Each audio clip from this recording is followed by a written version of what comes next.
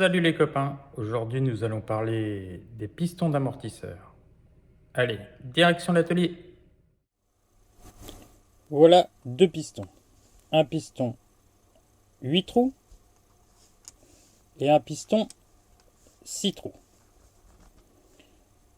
Plus il y a de trous de petit diamètre, on va prendre l'exemple du piston avec 8 trous de 1,2 mm. Plus la voiture va motricer, plus la voiture est réactive en appui, moins la voiture sera amortie, et par contre, plus la voiture a de grippe. Là, on est sur le cas de plus de trous avec un plus petit diamètre. Pour notre exemple, ce sont des pistons 8 trous de 1,2.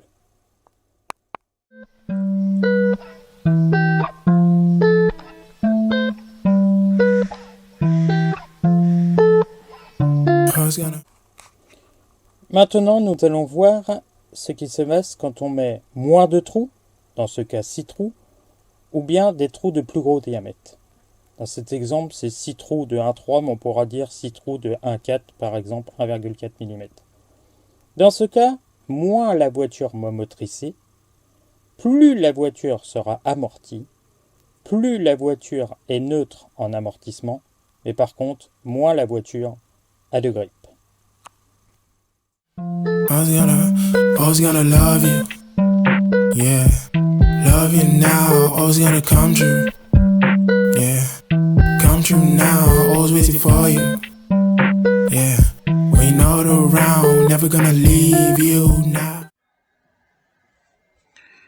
Eh bien nous voilà dans la rubrique les mots du pro. En l'occurrence, j'ai posé la question à Jérôme Sartel pour me parler un petit peu des différents pistons. Voilà ce qu'il me dit.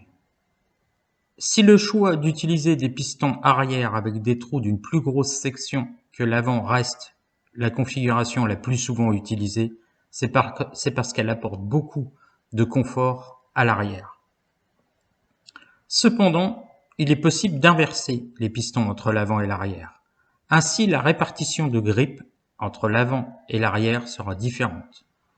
Ce choix peut être intéressant lorsqu'on recherche plus de rigidité et de grippe sur le train arrière, tout en utilisant une barre anti-roulis plus fine et confortable.